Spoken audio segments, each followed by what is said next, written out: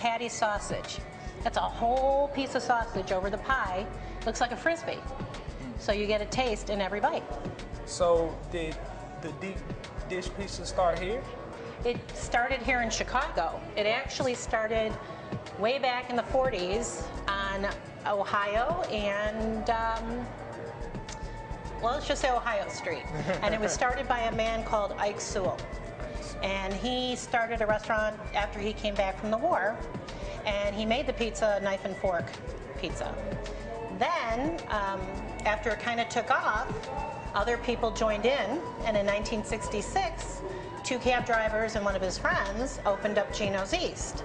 And what they did, which a lot of people don't know, is they stole one of the original cooks from Uno's, and they created a whole new recipe just for us. People come from all over the world just to have pizza here. Absolutely. We make a pie, it's about that deep, and it weighs at least, our large one weighs at least 3 pounds. It's good to know. Thank you for your time. Oh, you're very welcome. Thank you for coming. I hope you enjoy it. I will. Today there are 13 Ginos, mostly in Illinois, but they branched out to neighboring states Wisconsin and Indiana. You can't deny the nation the deep dish delight. Now it's definitely time for a sweet home Chicago Gino's Pizza kind of nap.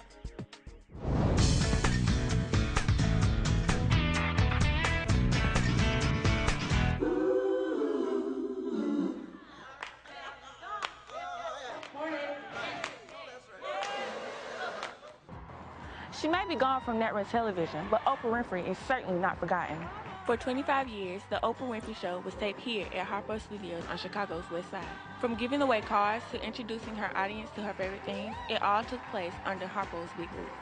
Oprah has become an institution, not only here in Chicago, but all over the world. Chicago is a city that is rich in African American history. And one of the places where we can find this history and learn more about it is here at the DuSable Museum. Come on, let's check it out. Prepare to be wowed at the DuSable Museum of African American History.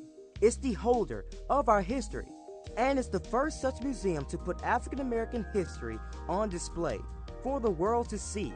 Built way back in 1961, the DuSable Museum was originally called the Ebony Museum of Negro History and Art. Its purpose then, to correct the perceived omission of Black history and culture in the educational establishment. The name changed 7 years later, taking the identity of the first non-Native American permanent settler in Chicago, a Haitian, Jean-Baptiste Point DuSable. The museum quickly filled a void in Chicago, becoming an educational resource for African American history and culture. Today, it's a must-see for all races. It educates the masses with over 13,000 pieces of historia. Hi, Mr. Jones-Tinson. I'm Brandon Preston. Pleasure to meet you, Brandon. I was just wondering, because when I was walking through the museum, I mean, it's just a wonderful place. And what really caught my eye was the young man named John DuSable. Yes. And I heard that he was the first pioneer ever in this area. Like, why did you name this museum after him? Well, our primary purpose and mission here at the DuSable Museum is to document, interpret, and collect anything that deals with African and African American history. Towards that end, DuSable is a person of mixed heritage. His mother was Haitian, ergo African. His father was French. We, as having him the namesake of the museum, are honoring his African ancestry. So, therefore, Jean-Baptiste Point DuSable being the first non-native settler to the area, we just wanted to have some landmark that addressed his significance for the history of Chicago, as well as what we normally do.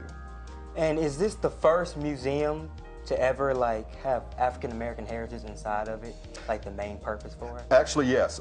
You have other institutions such as colleges and universities of African dominance, but they collect and document and archive. However, we are the first recognized museum that has had that as a purpose. So schools kind of may have gotten started first, but in terms of a primary purpose of existing as a museum, once we started back in '61, we are the first African American history museum in the United States, yes. And can you tell me some of the main artifacts in this museum? Some of the more prominent aspects of our collection deal with even something that's related to some of our primary founders. We have a powder horn from the Revolutionary War that is a part of our collection, and the person that from Brazali Blue was a person of African ancestry that was a full participant in hero in the American Revolutionary War. That's one of our older items, in addition to libraries, books, documents, such as the aviator license of the great aviatrix Bessie Coleman. So we have a significant amount of books and collections that make up our entire collection. Just walking around the museum, like what are the most great things that people will see in the museum? Well, we are comprised of our permanent exhibits as well as our traveling exhibitions. And traveling exhibits are on display usually between 6 months to a year. Our permanent exhibits are, as the name suggests, always on display. Yet we are always contributing certain elements to them. But when it comes to the information and what we try to get across, some of the more notable items. We have an excellent exhibit that looks at Chicago's first African-American mayor, Harold Washington, called A Slow Walk to Greatness, looking at his legacy and his impact on the city of Chicago.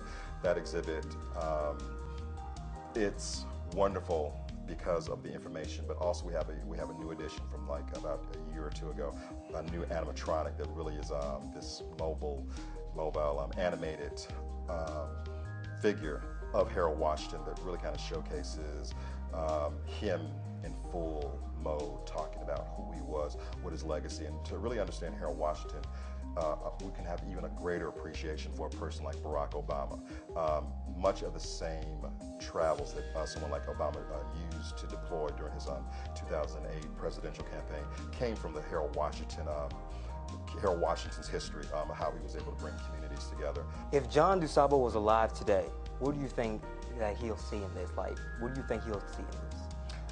You know, because of the multiculturalism that's inherent in DuSable's story, I think that he would be very appreciative of the way that we kind of really engage this history, make sure that we make everyone accountable towards it. But I think he would be especially proud of the fact that we are one of those institutions that are a keeper of making sure that people are aware of what people of African descent have done, how they've contributed, and how they've helped to improve the quality of life just throughout, not just in Chicago, but throughout the world. So I think you'd be quite proud of what we've accomplished here. And we're very proud of what we've accomplished here.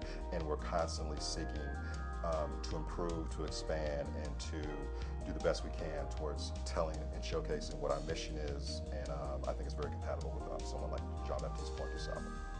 And what do you have to say for everyone who comes to this museum? What can they get out of this? What is the main purpose or the main goal that somebody can get out of this museum? The DuSable Museum, first and foremost, the history that is contained inside of this institution, one thing that I always try to get across to all of our audiences is that this is theirs. I don't care what they look like, where they come from, what their background is. The history that we deal with belongs to all of us that are a part of the human family. So I want to make sure that no one takes it for granted that that's their history. No, this is our history. But we do want to highlight how people of African descent from all parts of the globe, but especially here in North America, have impacted society, the contributions that they've made, and how they have helped to change, motivate, and contribute towards the greater landscape of us here in North America, but also just humanity as a whole. So I think what people are going to get, they're going to learn about themselves. Maybe one particular strand of their family will they specifically highlight and learn here, but it really is going to help to provide a greater complexity of the full profile of who we all are, no matter where we come from and what our backgrounds may be. Well, I just think that that's very, very wonderful. And I mean, for people just to come here and just learn that and have that experience, I just think that's just a very wonderful thing. Just want to thank you for your time. Thank you, Brandon. Pleasure. All of this and so much more to see within these walls. 50,000 square feet of history to behold. It's quite the collection and would no doubt make the museum's namesake very proud.